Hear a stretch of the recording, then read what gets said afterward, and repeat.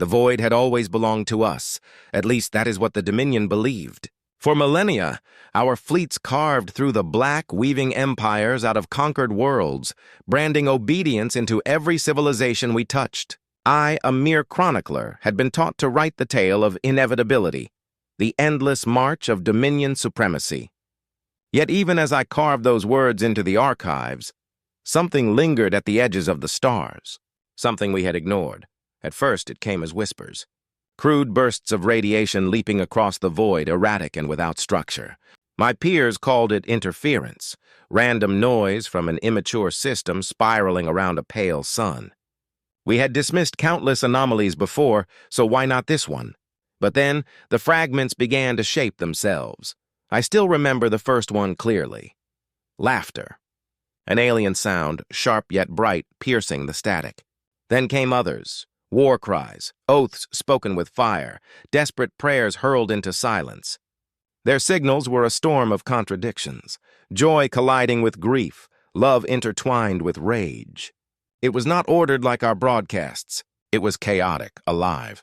And in that chaos, I heard something dangerous. Defiance.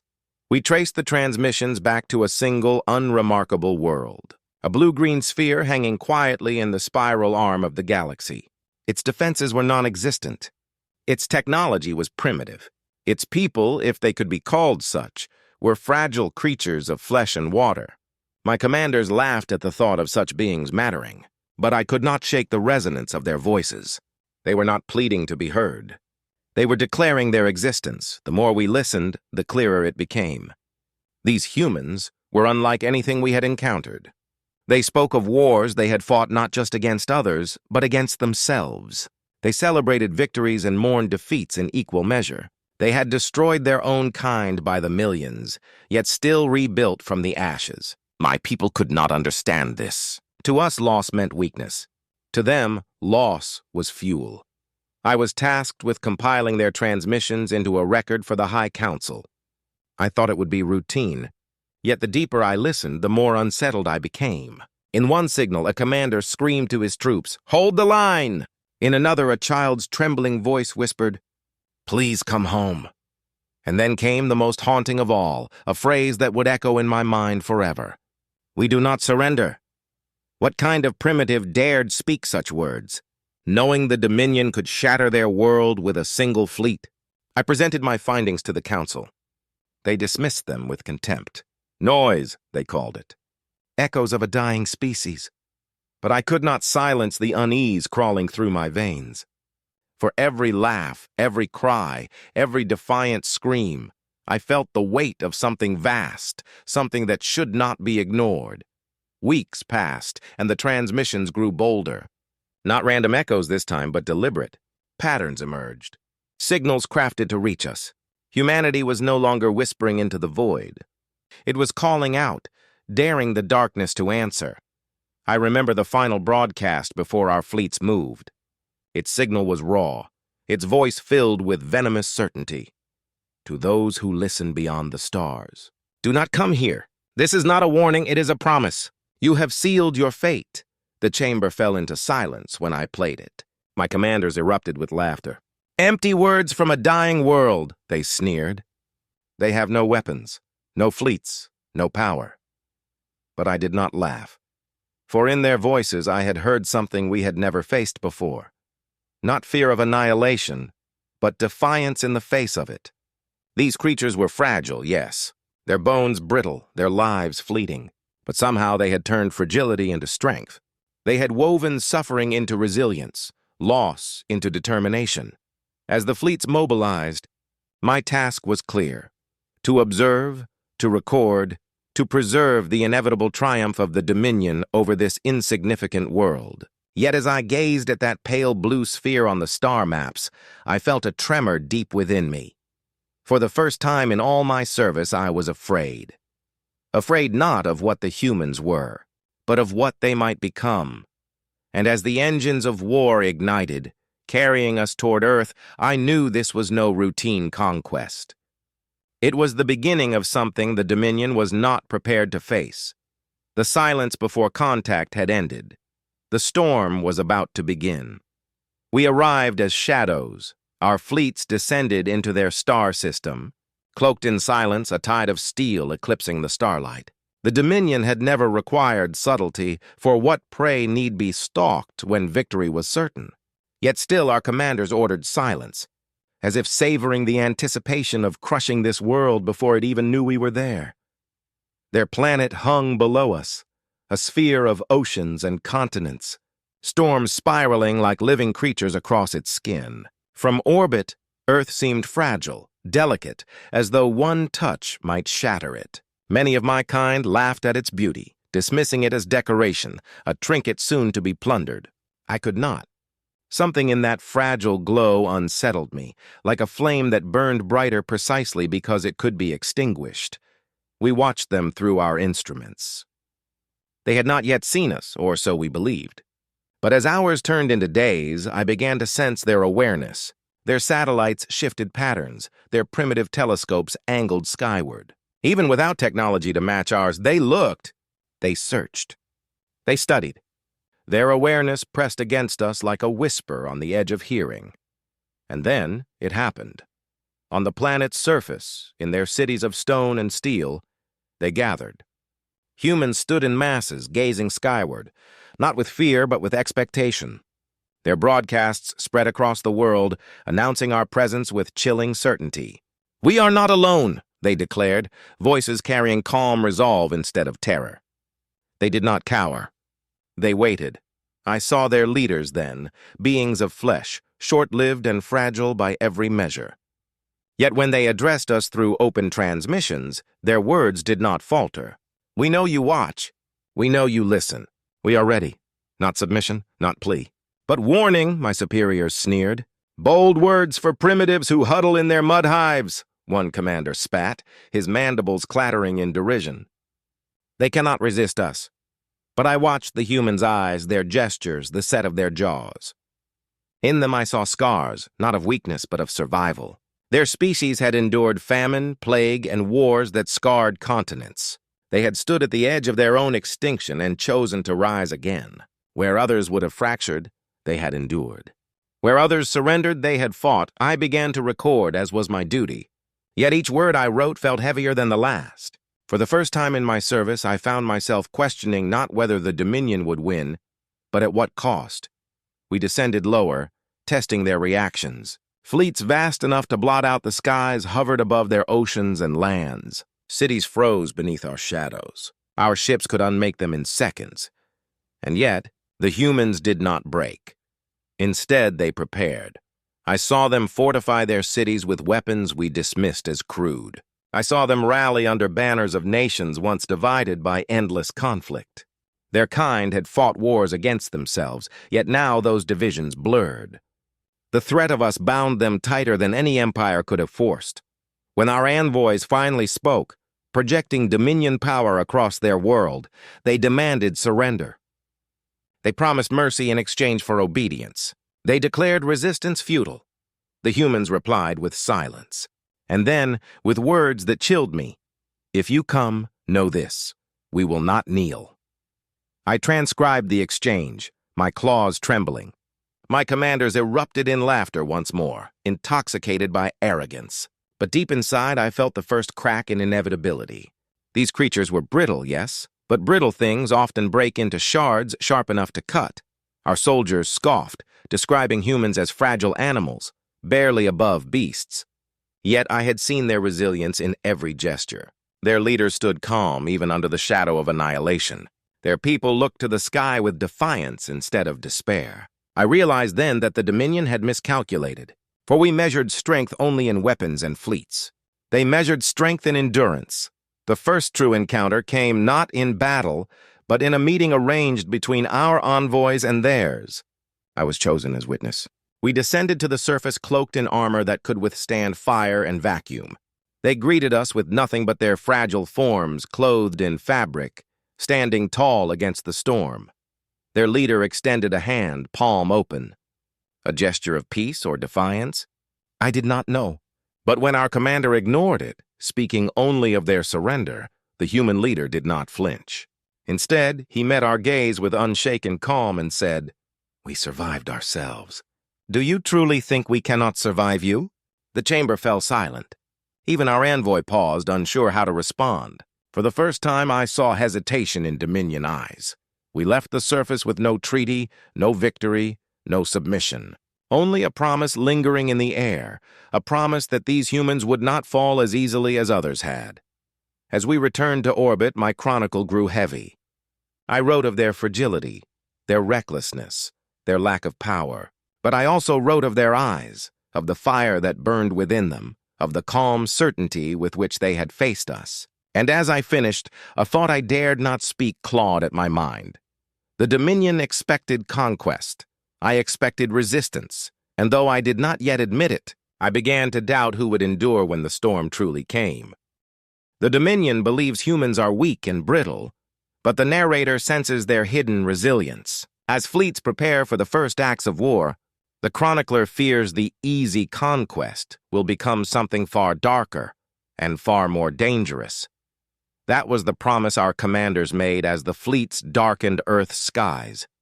Their speeches thundered with certainty that these fragile creatures would kneel, that their resistance would crumble, that their defiance was nothing more than noise echoing into the void. Yet when our demands of surrender were sent, the humans gave us something else entirely. They gave us war. It began not with fleets, but with shadows. Our scouts vanished in forests and cities, never to return. Surveillance posts flickered and died, sabotaged by hands we had dismissed as clumsy.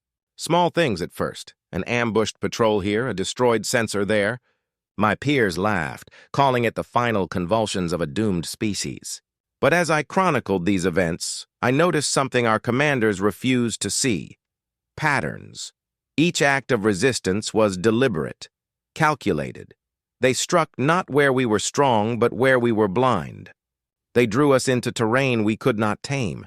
Their oceans swallowed our vessels. Their mountains concealed ambushes. Their cities turned into labyrinths of fire and smoke. Their planet itself became their ally. What we thought was weakness was strategy, honed by centuries of surviving a world that had tried, again and again, to destroy them. I watched their so-called primitive weapons tear holes in our arrogance. Bullets and explosives, mere chemical reactions, ancient tools by our standards. Yet in human hands they found the gaps in our armor. One squad of theirs could vanish into rubble and strike at our legions with precision we could not anticipate. And when we struck back, leveling their cities with fire, they did not scatter. They did not beg. They rose from the ruins like predators driven to frenzy. The more they bled, the more they fought. One report crossed my desk that I cannot erase from memory. A squadron of Dominion soldiers had cornered a group of humans in the shell of a burning city. Outnumbered, outgunned, their weapons nearly empty. By all reason, they should have surrendered. Instead, they attacked, charging headlong with fire in their eyes and blades in their hands. They fought until not one of them remained standing. But not one Dominion soldier survived either. My brethren called it madness. I called it something else. Resilience. Every loss they suffered seemed to ignite them further. For every stronghold we took, 3 more erupted in rebellion. For every soldier we struck down, 10 rose in their place. Our commanders demanded to know how. I could only answer with the truth. Humanity did not fight because they believed they could win. They fought because surrender was worse than death. That realization chilled me. I recorded another account. This one whispered among our ranks as if it were legend. A single human engineer, trapped behind our lines, dismantled his own facility before we could claim it, turning it into an inferno that consumed our forces. When asked why, a captured survivor spoke simply, "Better ash than slavery." My claws trembled as I wrote those words. I began to question which side was truly primitive. Was it the humans, who turned desperation into cunning, weakness into strength? Or was it us, the Dominion, arrogant and blind, clinging to the belief that technology alone defined power? Each day, the cracks spread wider. Our fleets rained destruction from orbit, but still the humans rose. Their defiance burned like wildfire, spreading faster than we could extinguish. Our commanders grew restless, their confidence eroding as losses mounted. They barked orders louder, as if volume alone could drown the truth. And yet, despite everything, they still dismissed the humans as inferior. But I had seen the eyes of their fighters. I had heard the ragged breath of their soldiers as they charged into certain death. I had felt the tremor in the Dominion itself, the whisper that this conquest would not be like the others. One night, as I studied intercepted transmissions, I found a voice that froze me, a human commander, bloodied but unbroken, speaking to his scattered forces. They believe we are broken. They believe we are weak. Let them believe. And when they come, we will show them what it means to fight. The recording ended in silence, but I could not move. That voice carried no desperation, only certainty. I knew then that the sparks of defiance were not sparks at all. They were kindling. And the fire they promised would consume us all.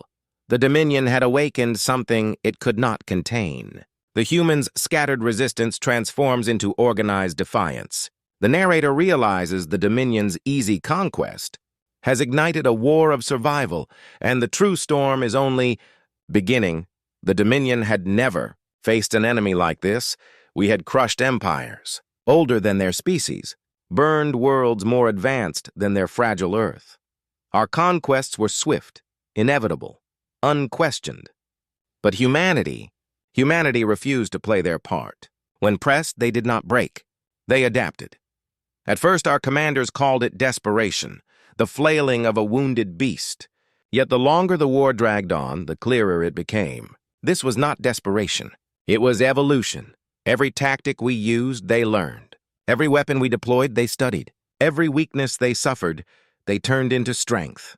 It was as though the act of surviving itself was their greatest weapon. I observed battles unfold where the cry for Earth thundered across the field. It was not merely sound.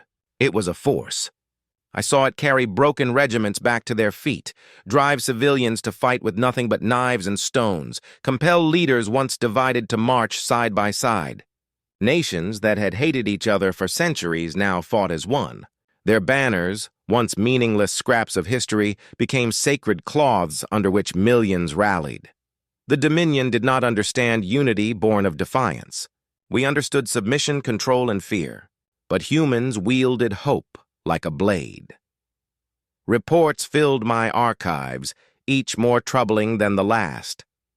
One described a Dominion warship, crippled and captured not by fleets, but by human engineers. Within weeks, its technology our species had perfected over centuries, was dissected and repurposed. I saw their crude aircraft fitted with Dominion plasma cannons. I saw their ground troops carrying hybrid rifles, scavenged from the wreckage of our own fallen soldiers. The humans had no reverence for technology. They bent it, broke it, reshaped it until it became their own. Another report spoke of a battle in orbit over one of their oceans. A Dominion dreadnought fell, torn apart not by equal firepower, but by swarms of human ships held together by desperation and stolen tech. They rammed, boarded, and gutted it from the inside. My commanders raged at the dishonor of it, but I saw only efficiency. They did not care for rules.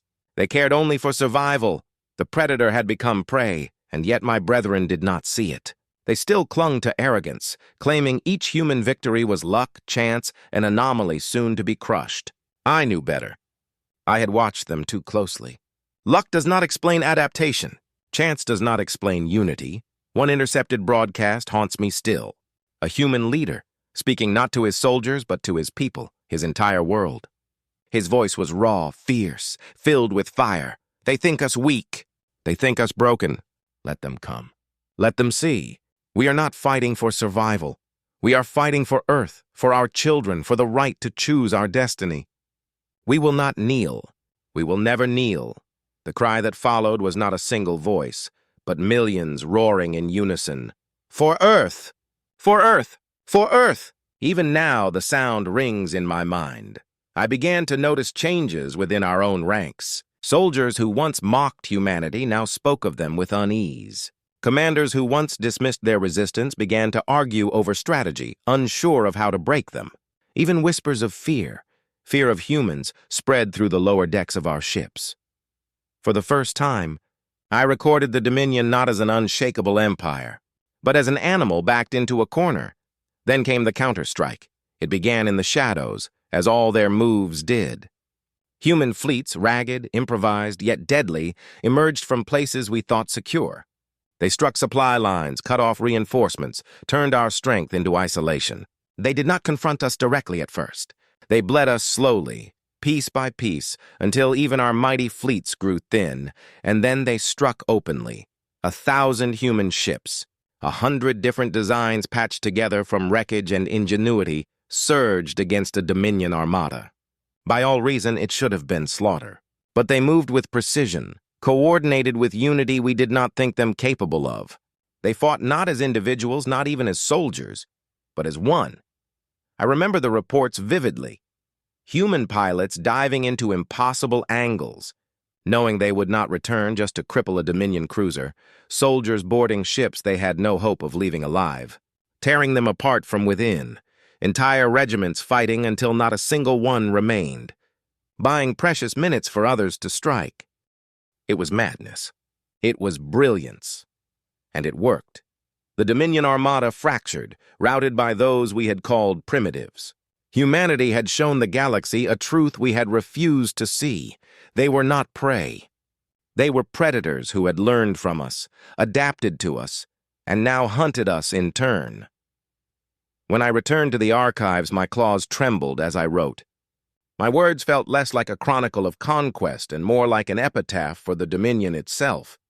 Still, my superiors clung to arrogance. They spoke of crushing this rebellion once and for all, but deep within, I knew it was too late. The humans had tasted victory, and once tasted, it would never be forgotten. The humans' counterstrike tears through Dominion fleets. The chronicler realizes the inevitable. This war will not end in Dominion triumph.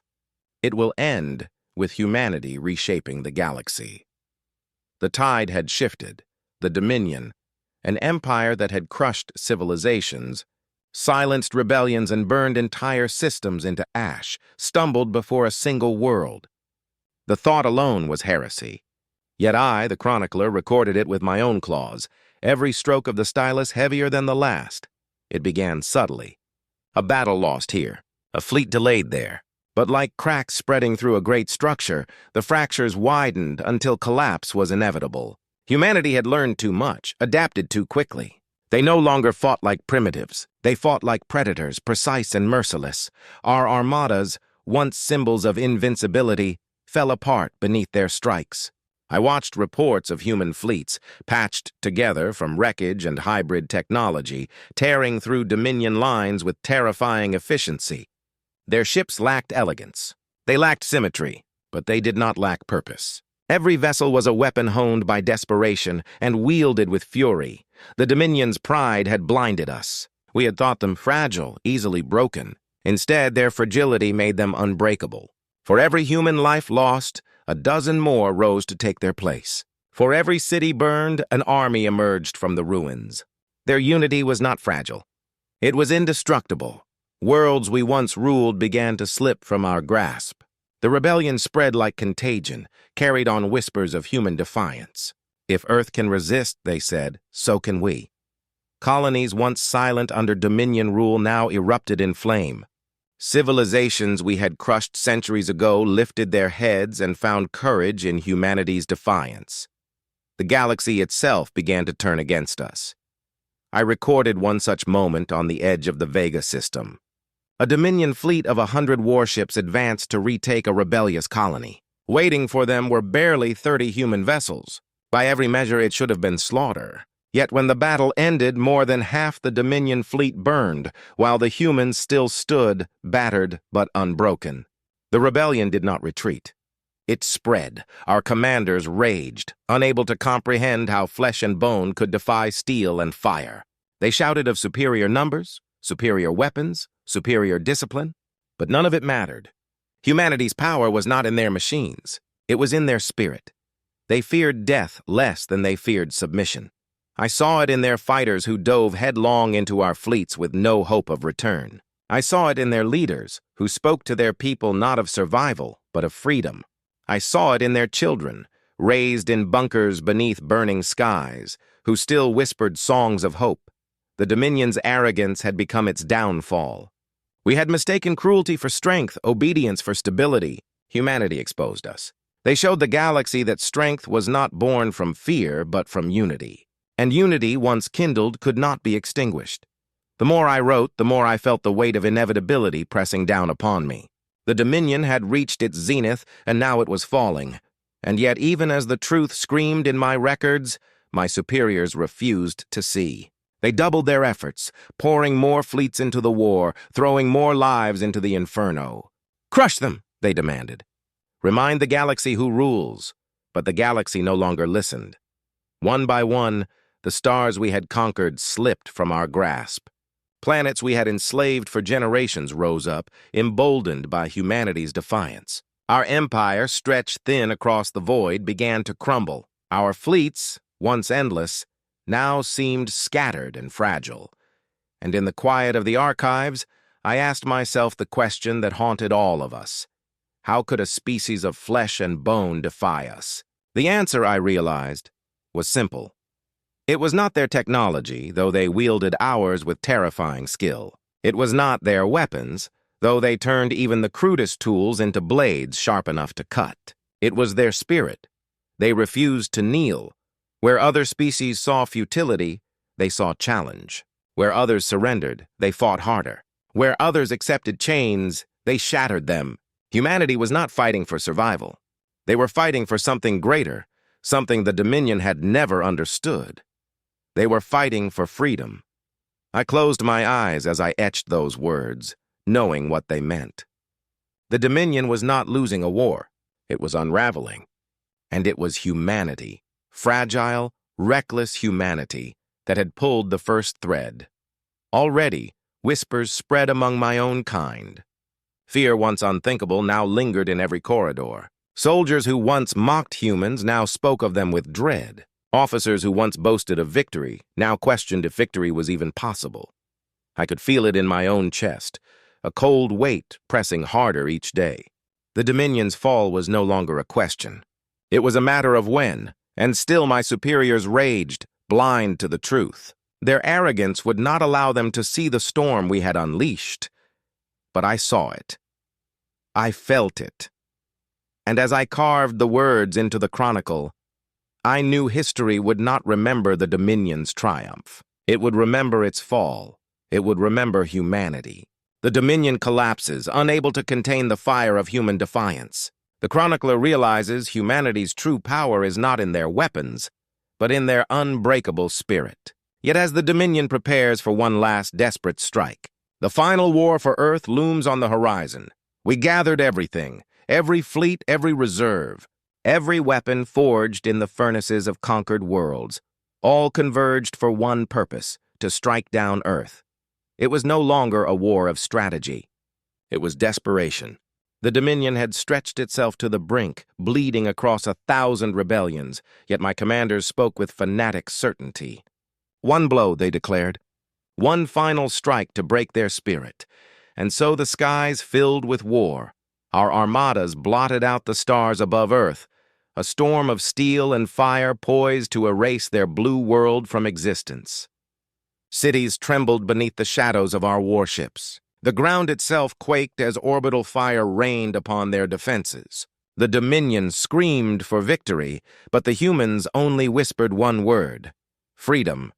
I heard it in their broadcasts, slipping past our jammers like shards of light through cracks in armor. I saw it in their soldiers, faces scarred yet unbroken, staring up at our fleets with eyes that held no fear. I felt it in the way their species moved, as though each life was a thread bound to the next, weaving something greater than survival. The battle was chaos incarnate. Our warships unleashed devastation, burning continents, reducing oceans to boiling scars. Yet for every strike we made, humanity struck back harder. Their fleets, pieced together from shattered Dominion hulls and crude human engineering, fought with the fury of 10 empires. They rammed our cruisers. They turned captured weapons against us. They swarmed like predators that had learned the shape of their prey. For every city that fell, 10,000 voices rose in defiance. For every death, 1,000 more joined the fight. I watched with growing dread as the balance tipped, not in numbers, not in firepower, but in will. The Dominion roared, but humanity sang. Their anthem was not of conquest, but of defiance. It echoed across comm channels, across battlefields, across the stars themselves, for Earth, for freedom. Our commanders could not understand it. They demanded obedience from soldiers who no longer believed in victory. They shouted of glory while staring at reports of defeat. I saw fear in the eyes of generals who had once called themselves gods. And still, the humans endured. They fought with strategies we had not predicted.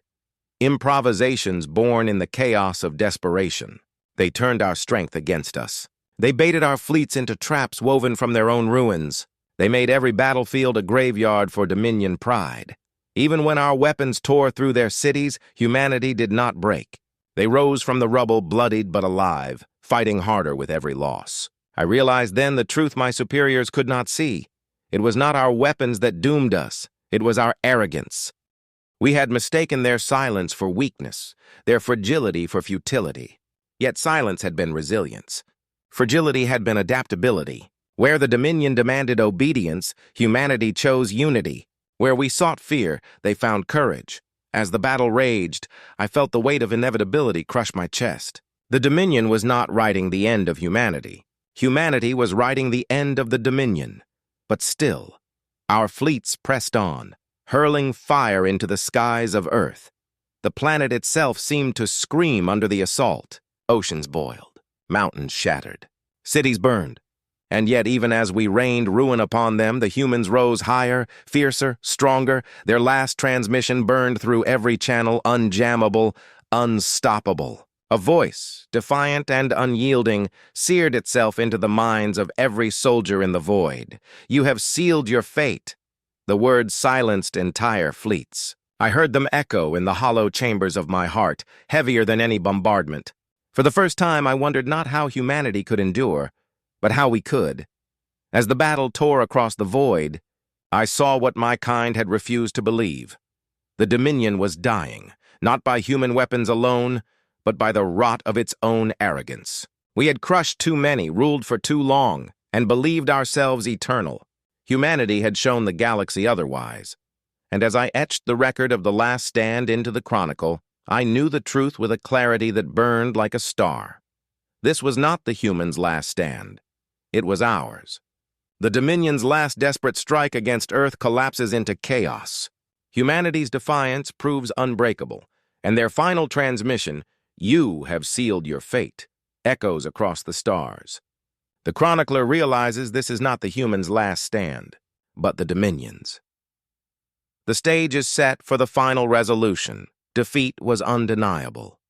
The Dominion's fleets lay scattered, burning wreckage drifting across the void like shattered crowns. Systems once bound by our iron grip now slipped beyond our reach, rising in rebellion, their chains dissolving into ash. The voices of my commanders had grown hollow, their proclamations of inevitable victory reduced to whispers of denial. And then it came, the final voice. Humanity did not scream their triumph. They did not beg for mercy. They did not whisper surrender. Across every frequency, across every ship, every planet, every ear that still listened, came the words that would be etched into eternity. You have sealed your fate.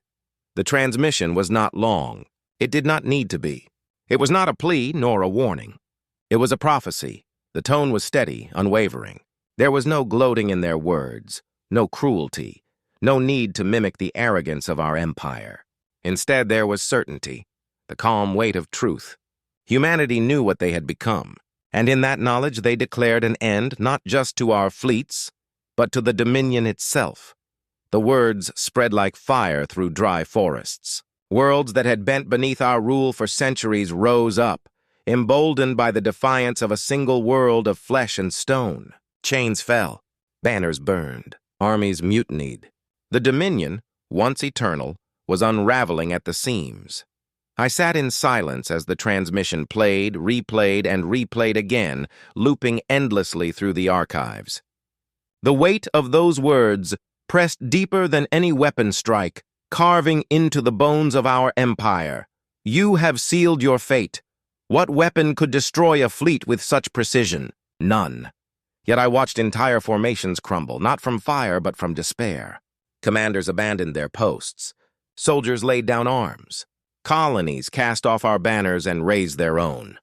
The humans had discovered the most dangerous force in the galaxy, not plasma, not steel, not dominion. Hope. For centuries, the Dominion had ruled by fear. Fear had silenced rebellion. Fear had chained civilizations. Fear had sustained our throne. But when humanity refused to kneel, they shattered fear itself. And once broken, fear could never be reforged. I chronicled the fall as best I could, but even my words felt fragile beside theirs.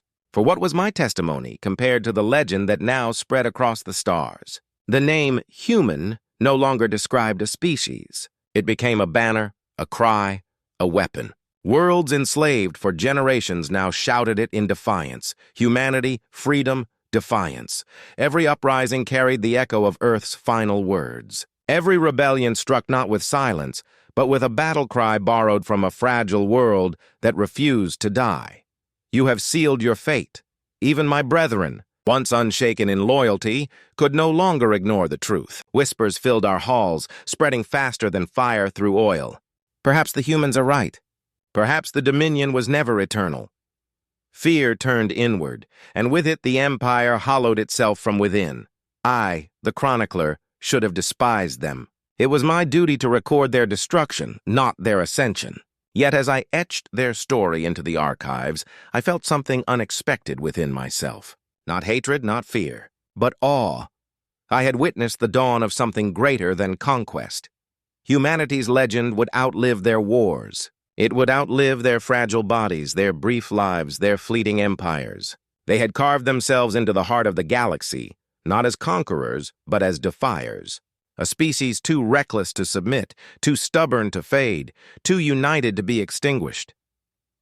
The Dominion's fall was not written in the ruins of its fleets, nor in the ashes of its cities. It was written in words, words that could not be silenced, could not be erased, could not be forgotten, and those words were not ours. They were humanity's. You have sealed your fate. The prophecy became truth, not just for the Dominion, but for any who believed themselves eternal. Humanity had revealed a force no empire could contain: spirit, unity, defiance. I laid down my stylus, claws trembling. The chronicle was complete, but history itself was not. For even as the Dominion crumbled, I knew what was coming. Humanity would not stop. They had shown the galaxy the cost of arrogance. They had broken the silence of fear. And now, every enslaved world looked to them as proof that the unbreakable could be broken. The galaxy would never again know chains as it once had. And I, last witness of a dying empire, recorded the dawn of a new age. Not the age of the Dominion, the age of humanity. The chronicler realizes the Dominion has truly fallen, not from weapons, but from humanity's words, which ignited rebellion across the stars. The story ends not with conquest, but with prophecy. The galaxy will never again be the same, for the humans have proven that no empire is eternal.